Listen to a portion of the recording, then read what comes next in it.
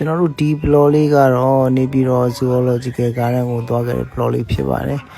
ဆိုတော့ဒီကားလေးကတော့ကျွန်တော်ပြင်းပြရှော့ရထားတာပါကျွန်တော်က blog ကားလည်းမဟုတ်ပါဘူးစိတ်ပါရင်လည်းပါတဲ့ဟာရိုက်တယ်မပါရင်လည်းမပါတဲ့မရိုက်ပါဘူးဒီကောင်လေးက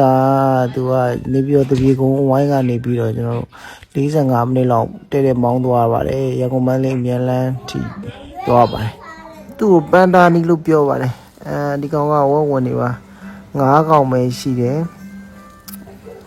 ငပြောသည်ကျွေးလို့ရပါတယ်ဒီပူလို့ထင်တဲ့ကြောင်လေးကိုကတ်နေကြတယ်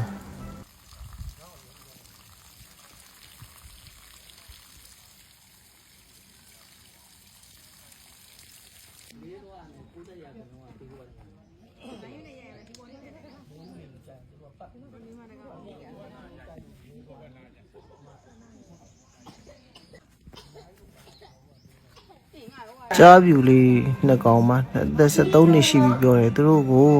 မဲသားတစ်နေ့ကို3မိတ်တစ်ခွဲကျွေးရတယ်ပြောပါတယ်တစ်ကောင်ပေါ့နော်နှစ်ကောင်ဆို6ပိတ်သား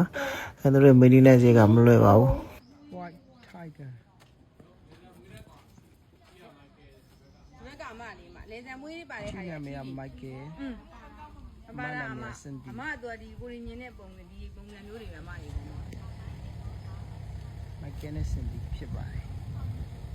ည တလိษံဥယျာဉ်ကို3နှစ်သားလောက်တည်းရောက်လာတယ်ပြောတယ်ဒီဟီပိုတွေကတော့သူကလိမ်မာလို့တဲ့သူ့ကိုဒီကန်ထဲမှာတက်ခွဲထားတယ်ပြီးတော့ဒီမှာဟီပိုငယ်လေးတစ်ကောင်ပေါင်းနေတာရှိပါတယ်ပေါက်ကြော်မဆိုတဲ့ဟီပိုလေးကမွေးထားတာပါကြည့်လိုက်ပါ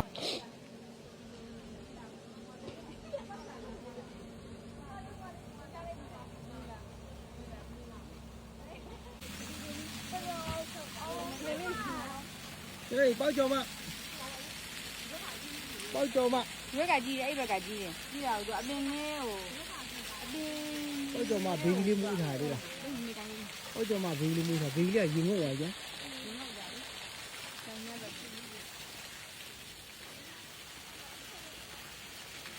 ဒီလိုမျိုးပေါက်ကြော်မဖြစ်ပါတယ်ဒီမှာကလေး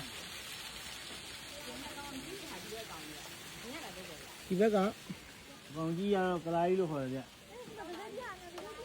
ကောင်ကြီးကကလာကြီးဒီမှာဒီလိုကြောက်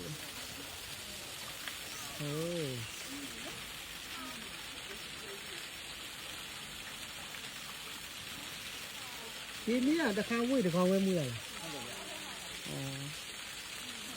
ပေါက်ကြမှာလို့ခေါ်ရမယ်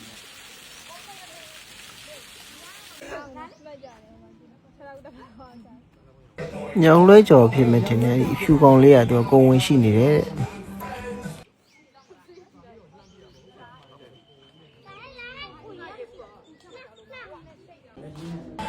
ငါပြလိုက်တော့အထင်မှရှိပါတယ်ကျွန်တော်တို့ဝင်မကြည့်ခဲ့ပါဘူး900ထပ်တောင်းနေလို့ငါလည်းသိရှိမှမဟုတ်ဘူးထင်ပါတယ်ဒီကောင်တွေကတော့ပိုက်သွန်တွေကတော့ဒီမှာတွေ့ပါတယ်မျိုးစား2မျိုးတွေ့တယ်ဖြန်ကောင်လေးလည်းရှိတယ်ပေါ့နော်အဲဆိုတော့ဒီပြတဲ့ရဲ့ဝယ်မှာဆိုလို့ရှိရင်ကျွန်တော်တို့ Gerard 3ကောင်ရဲ့ဒီရုပ်ကြွဖြစ်နေတဲ့ဖျောင်းသွင်းထားလားပါလားရုံလုံးကြွထား3ခုတွေ့ခဲ့တယ်ဝမ်းနေစရာကောင်းတာ2014လောက်တည်းဒီကောင်တွေကဆုံးသွားတယ်ပြောတယ်ပြီးတော့ပင်ကွင်းတွေလည်းရှိတယ်ကြားပြူတွေလည်းရှိတယ်သူတို့တွေမထိန်သိမ့်တယ်လို့နေမှာပေါ့နော်ဆုံးသွားအဓိကသွားကြည့်ခဲ့တဲ့ဇက်လိုက်ကျော် Gerard တွေဖြစ်ပါတယ်ငယ်လေးကစနိုဂျီလီယာရောနီလို့ခေါ်ပါတယ်ငယ်လေး3နှစ်ပဲရှိသေးတယ်ရှက်ကူးနေတဲ့သူကတကြီးသားပါ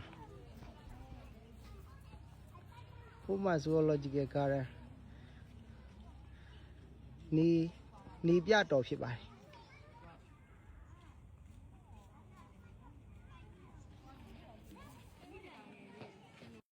ကျွန်တော်လေးတွေကဘန်ကောက်မှာဆိုလို့ရှိရင်သူက safari ဝင်ကြီးပြင် edition နဲ့ဘတ်200ပေးရပါဒီမှာလက်ကားကြည့်လို့ရပါမ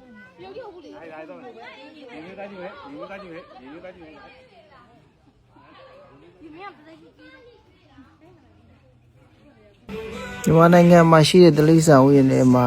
တိတ်ကလောရှိတဲ့တခုတည်းသောတလိษံဥယျာဉ်ဖြစ်ပါတယ်မိတ်ဆွေတို့လည်းလမ်းကြိုရင်တွားရောက်ကြည့်ပြီးတော့သူတို့တွေအသက်ရှင်ရပ်တည်ဖို့အတွက်တက်ဆွမ်းတော့ကလေးကုညီအားပေးတော့ပါအောင်လို့ကျွန်တော်တိုက်တွန်းချင်ပါတယ် အခုမှကျင်တာကကျွန်တော်တို့အဲ့ဒီကိုလေပတ်မယ်ဆိုလို့ရှိရင်သူတို့ရဲ့ရှစ်တဲဘာခေါ်လဲဘက်ဂီလာအဲ့ပတ်တဲ့ကနေလေတာကောင်းပါတယ်နည်းနည်းကျဲတော့လေကိုလန်လျှော့ရင်ရမ်းပင်ပန်းပါတယ်အေးစေးသွားရင်တော့ကိစ္စမရှိပါဘူးဝင်ကြီးက3000နဲ့သူ့ရဲ့ဘက်ဂီငှားက1000ခွဲဖြစ်ပါတယ်အချိန်တစ်နာရီပေးပါတယ်ဗျရှစ်တို့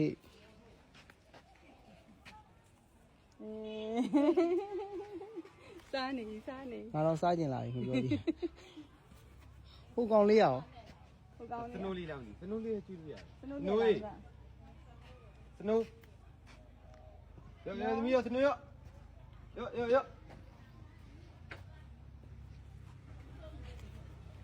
တော့နည်းနည်းပိုက်တယ် ဟုတ်လားအဲ့ကြောင့်သူကညင်းနေ လာသမီးလား ကြကောင်းကြည့်တော့မဝါ ဒီကောင်အသက်ဘယ်လောက်ရှိပြီလဲရိုးနေရ အသက်က14နှစ်ရှိပြီ စလင်ဟိုကောင် စနိုးလေးရော3နှစ်ပဲရှိပြီ ဟော3နှစ်လားတိတ်မကွာဘူး 3နှစ်ကိုဒီတမ1ရက်နေ့ပြည်ထားတယ် ခုလိုဆုံးထိကြည့်ပြီးရှုပေးရတဲ့အတွက်ကျေးဇူးအများကြီးတင်ပါတယ်ဘိုင်ဘိုင် စားနေရနော်